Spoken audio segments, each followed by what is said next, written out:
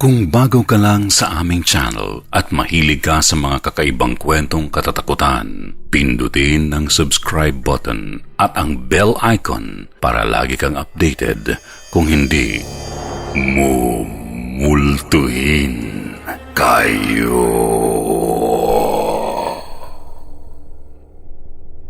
Kwentong Takip Silim. Bago nyo ito panoorin, ay dapat nyo munang mapanood ang unang yugto. Nasa description ang link.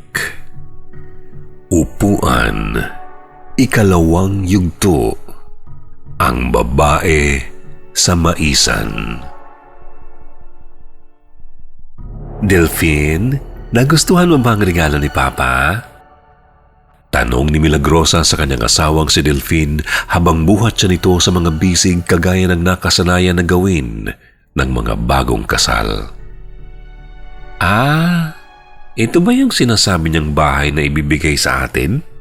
Sagot naman ni Delphine na may halong pagkadismaya sa tono habang tinitingnan ang kabuuan ng bahay. 2 palapag lamang at nasa gitna pa ng maisan. Malayong malayo sa inaasahan ni Delphine na gawa sa bato't simento ang bahay na iririgalo. Tumungo sa kwarto ang bagong kasal habang lumilipad ang isip ni Delphine mula sa kanyang insinserong motibo sa dalaga at pagkadismaya sa natanggap na regalo.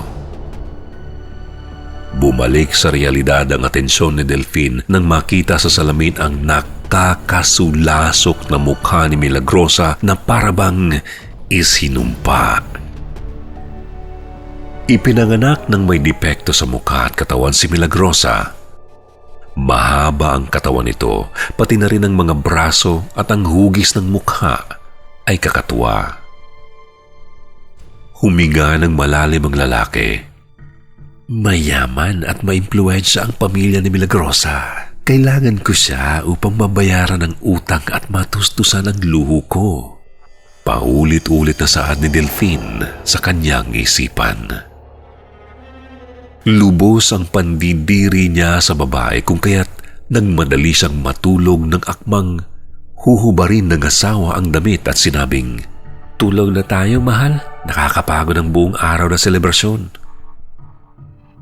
Lumaki ang babae nang walang gaanong kaibigan. Wala ring nagtangkang manligaw sa kanya at dahil dito ay naging madali para kay Delphine ang pasagutin at pakasalan siya ni Milagrosa. Tutol man ang kanyang maimpluwensyang ama kay Delphine, ay wala naman itong magawa sapagkat laging ipinagtatanggol ni Milagrosa ang lalaki. Habang abala si Delphine sa pasugalan, ay naiwang mag-isa si Milagrosang nakadungaw sa bintana. Tanaw ang palubog na pulang araw sa takip silim. Bigla niyang naaninag ang isang lalaking nakatayo. Kumaway siya. "Delphine?" Dahan-dahang naglakad papalapit si Delphine kasabay ng pag-ugoy ng mga dahon sa bawat hakbang nito. Paglapit nito, ay lumitaw ang buong katawan ng isang dikilalang lalaking may saklob ng katsa ang mukha. Walang kaliwang braso at may hawak na matalim na karit sa kabilang kamay. Hindi nakagalaw ang babae sa takot at nangamba nang itinutok ng lalaki ang karit sa sariling leeg matapos nitong ituro ito kay Milagrosa. Nanginig ang buo niyang kalamnan nang masaksihan ang bawat tilamsik ng dugo ng gilitin ng lalaki ang kanyang sariling leeg. Nanginginig niyang isinara ang bintana. Bumaba para ikandado ang pinto nang biglang pumasok ang asawa at napasigaw siya, "Delphine, may nagpakamatay sa labas!"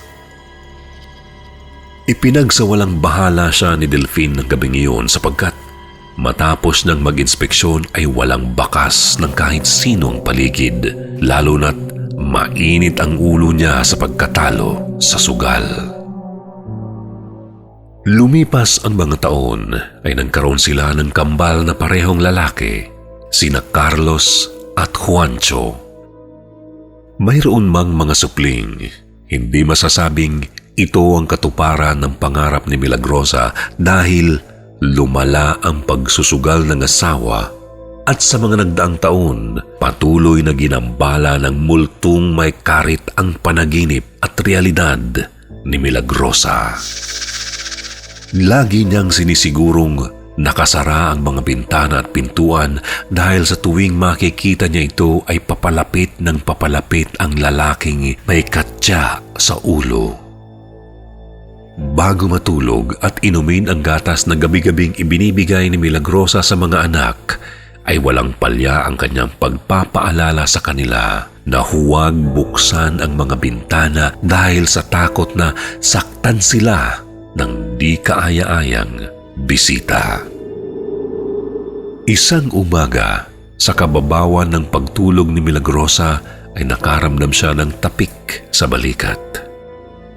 "Pwede ka bang humingi uli ng pera sa papa mo?" Binabagabag ng kung ano at wala sa sariling pakiusap si Delphine. Sanay na si Milagrosa sa mga gawain at bisyo nito at ito rin ang madalas nilang pag-awayan, ang pera at ang pagsusugal.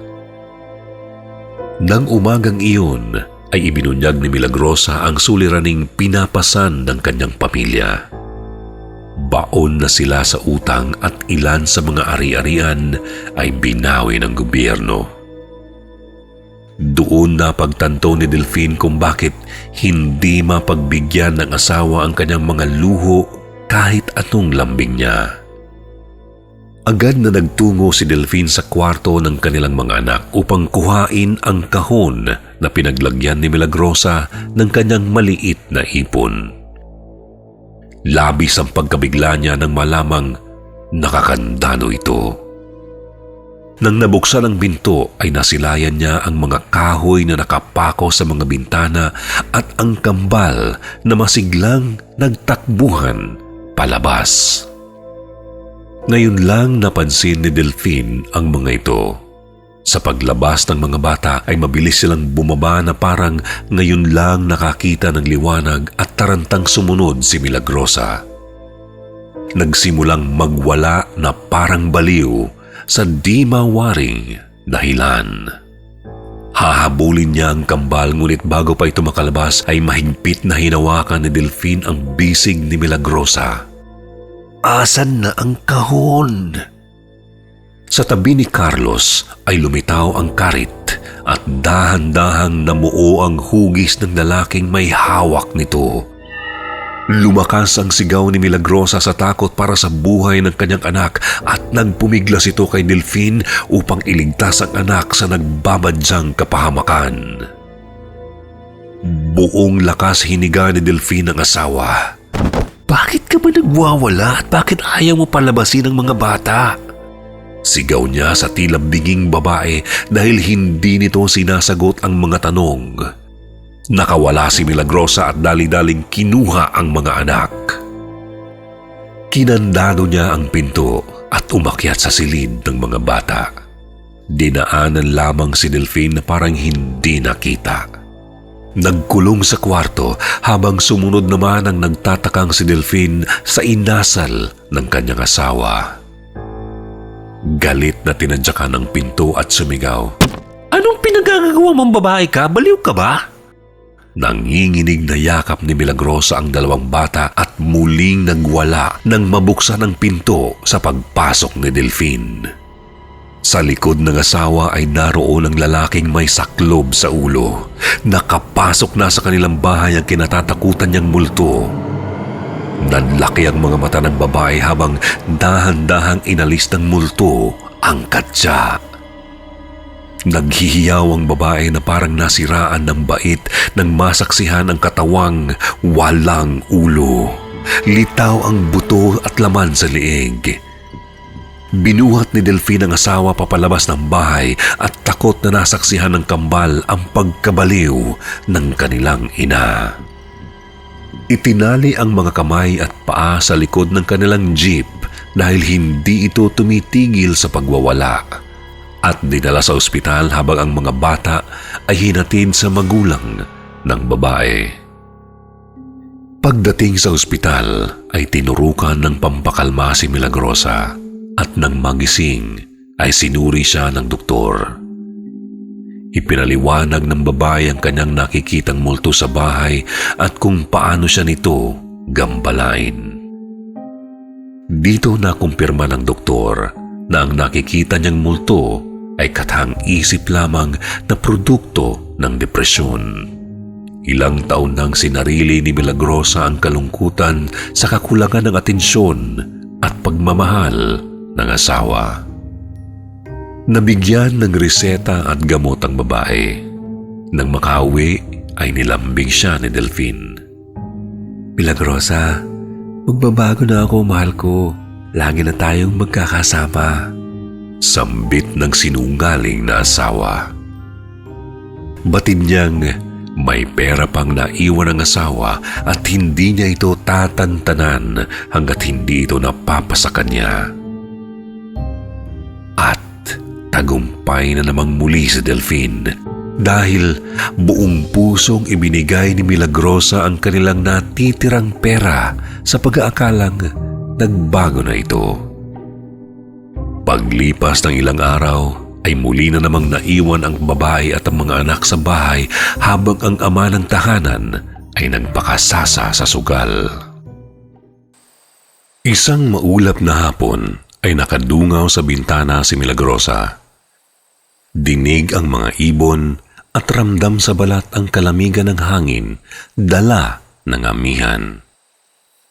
Masayang pinanonood ang 7 taong gulang na kambal na naglalaro sa tapat ng maisan, ngunit namumuo ang luha sa kanyang mga mata. Tumulo ang luha.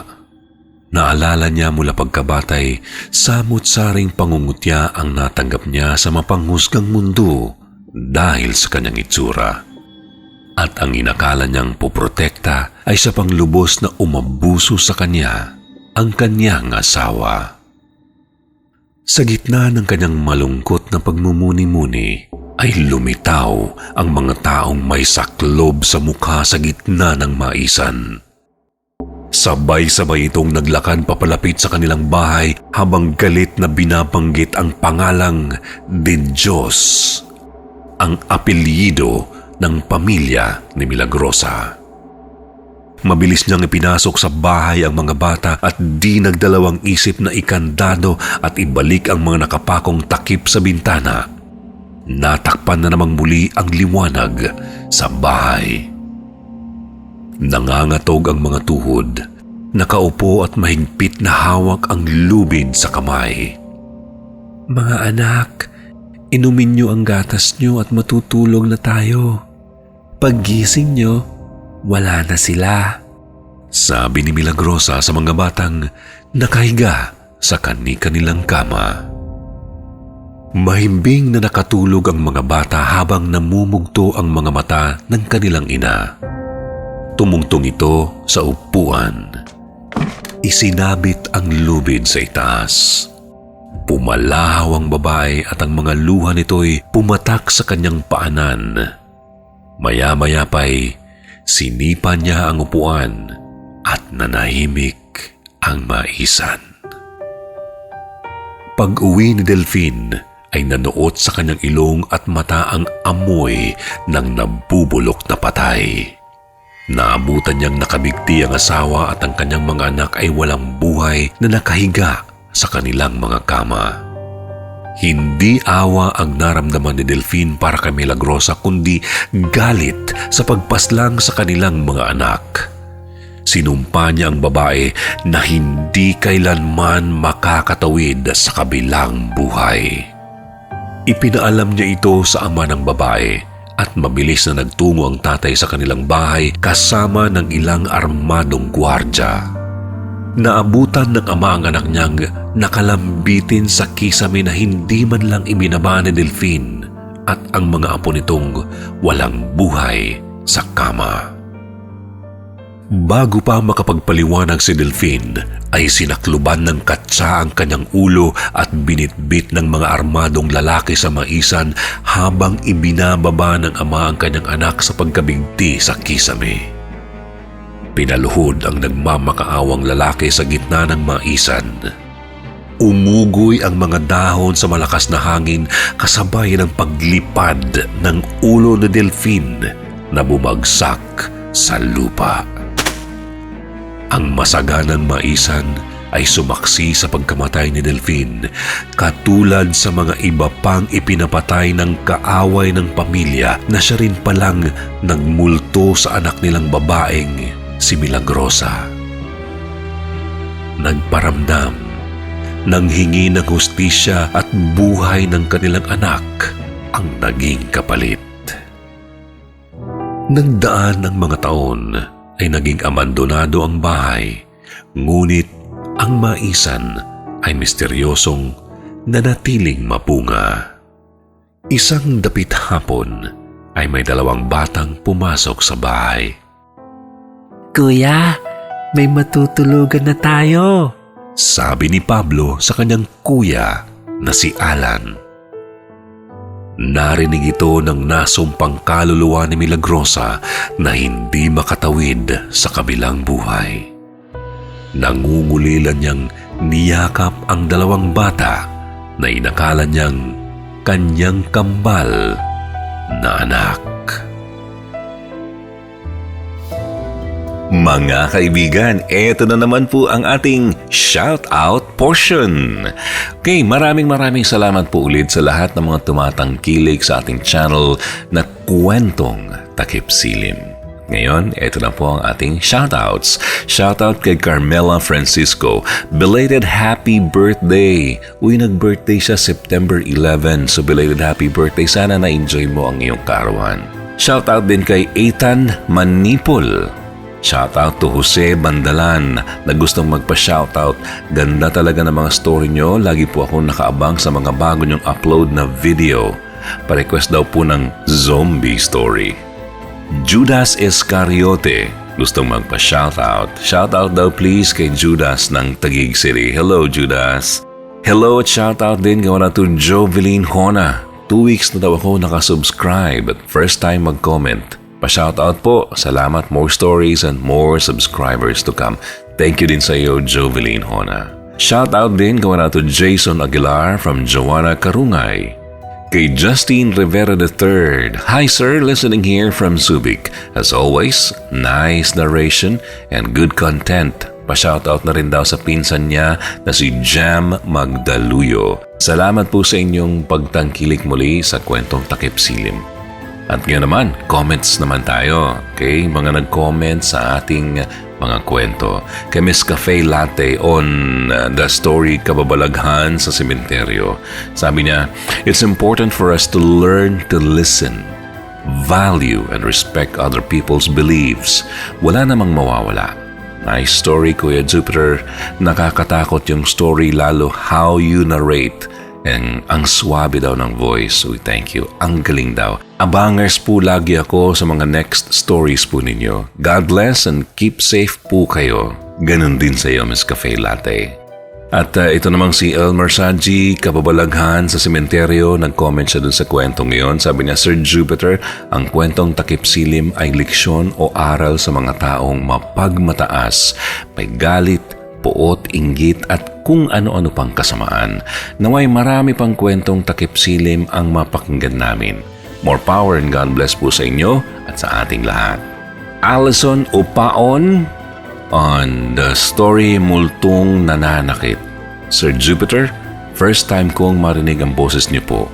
Horror pinakikinggan ko pero parang nakikinig ako noon ng radio program tuwing madaling araw na nagbabasa ng mga sulat tungkol sa problemang pag-ibig o pamilya at pinapayuhan. Parang hawig na hawig ang boses niyo po. Maraming salamat, Allison, sa pag-comment sa mga kwento ng Kwentong Takip Silim. Muli, mula po sa bumubuo ng Kwentong Takip Silim kay Sir Chris, kay Ma'am Chris, at ganun din po sa inyong lingkod, maraming salamat po sa inyong lahat.